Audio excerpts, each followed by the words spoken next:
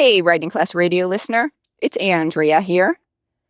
I want to tell you that for the summer of 2025, Allison and I are taking a sabbatical. And so we're going to rerun some of our favorite episodes. We know it's not nice to play favorites, but we're going to do it. Hope you enjoy and have a great summer of 2025.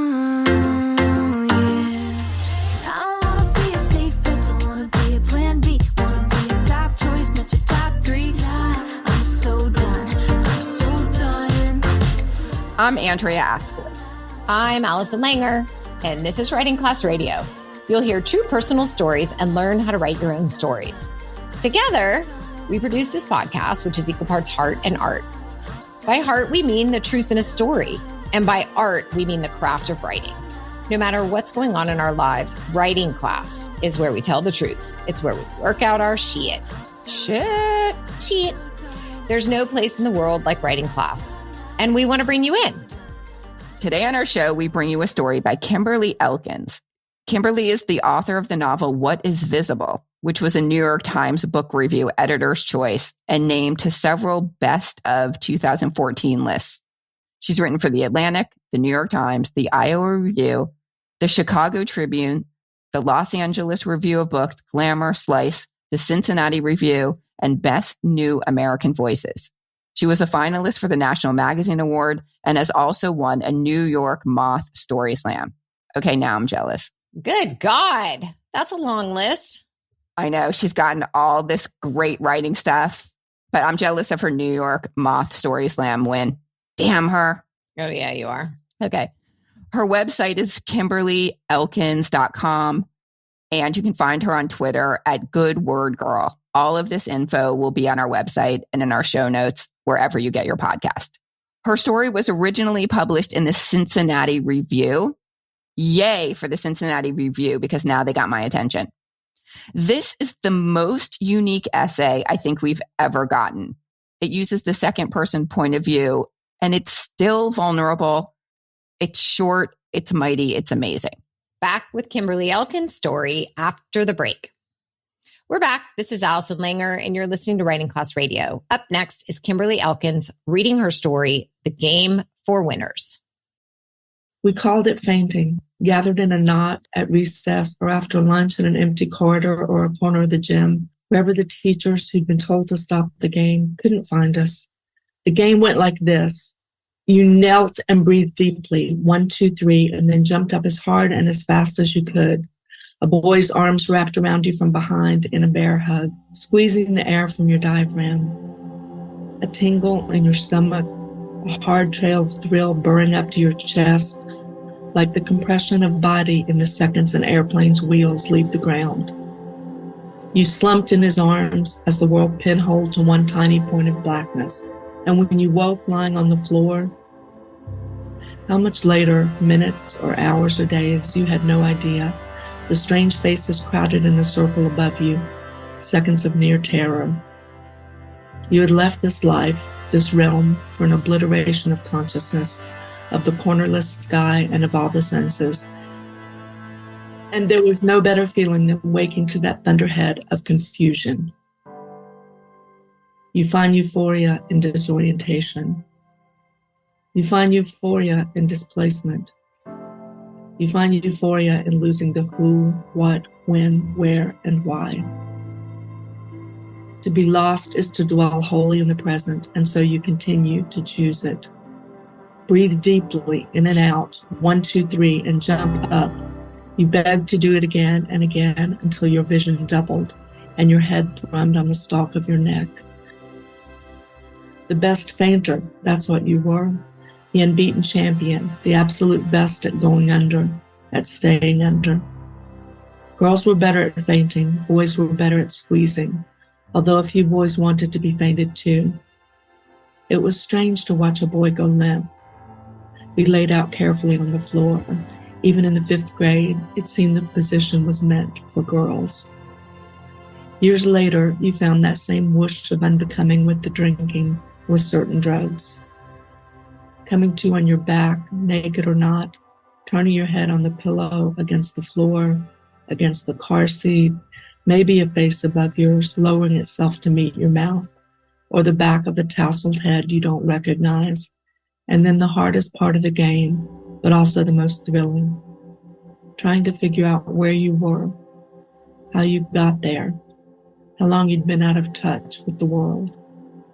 But you were back in it, maybe against your deepest wishes, your truest desires, and there was nothing left to do but to get up, to sit or crawl forward on the carpet, on the gravel, on the grass, on the bed, and then to rise and to keep rising, to live to tell the tale.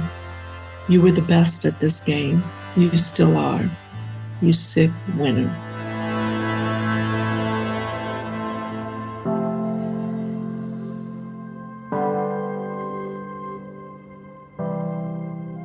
I mean, insane.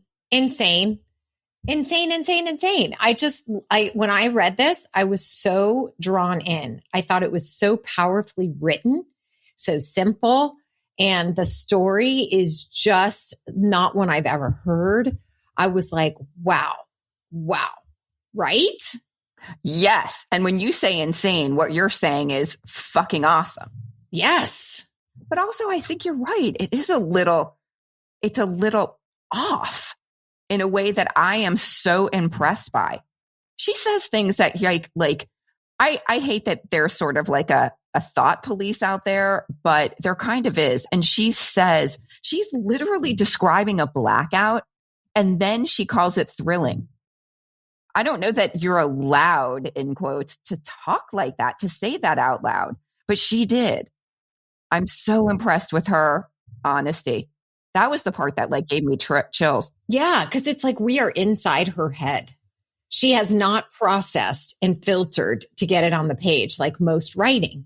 It is inside, unprocessed, totally raw. Yeah.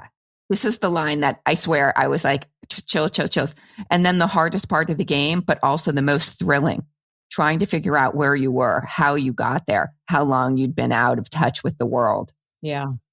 That's right after she's describing coming to, naked or not. Maybe there's someone who she was with, maybe not. Damn. We learned so much about this narrator. So much. Ah, yes. Wow. Oh, I want to talk also about the use of the second person, because that's also something that's so different. So, okay, this narrator is so vulnerable and so honest. But how is it that she used the second person, that means she used the word you instead of what we typically see in a personal essay, which is I. And she used it in a way you said right after you, Allison, not the general you, but you said as soon as we stopped hearing it, how it brought you in. And usually I feel like the second person is like a distancing tactic a little bit. I feel like narrators use it when they're starting to get too scared or too close to something that's hard. Well, I think that you separates the writer from whatever she's writing.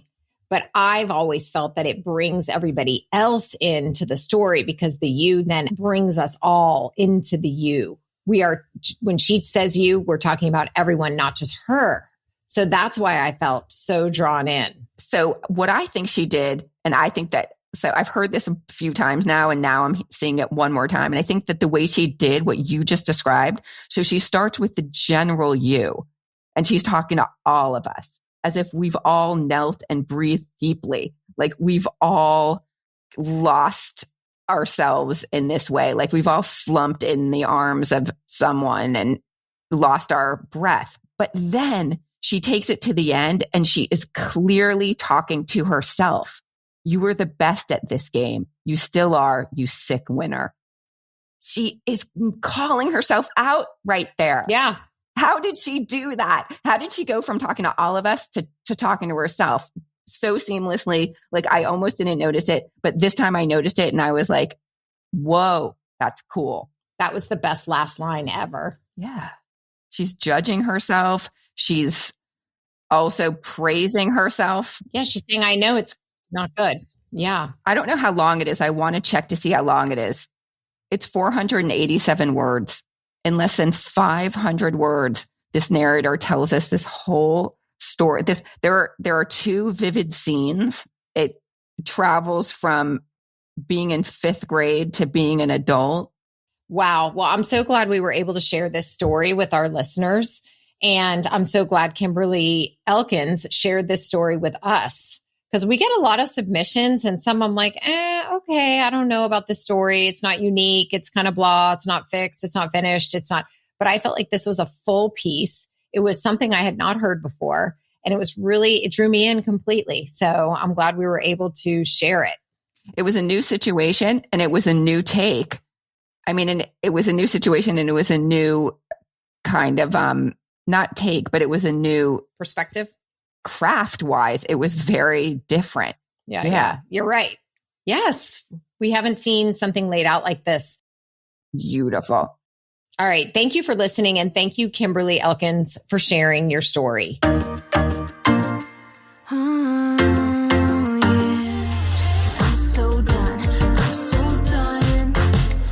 Writing Class Radio is hosted by me, Allison Langer.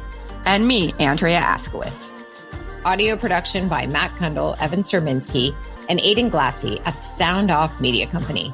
Theme music is by Justina Shandler.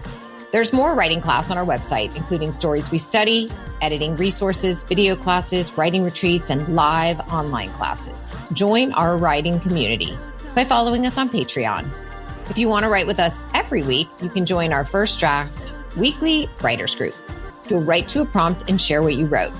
If you're a business owner, community activist, group that needs healing, entrepreneur, and you want to help your whole team write better, check out all the classes we offer on our website, writingclassradio.com. Join the community that comes together for instruction and excuse to write and the support from other writers. To learn more, go to patreon.com/writingclassradio. If you want a free Zoom link to First Draft, email Andrea at writingclassradio.com. Or you can jump on Instagram and click on the link in bio. There's no better way to understand ourselves and each other than by writing and sharing our stories. Everyone has a story. What's yours? Produced and distributed by the Sound Off Media Company.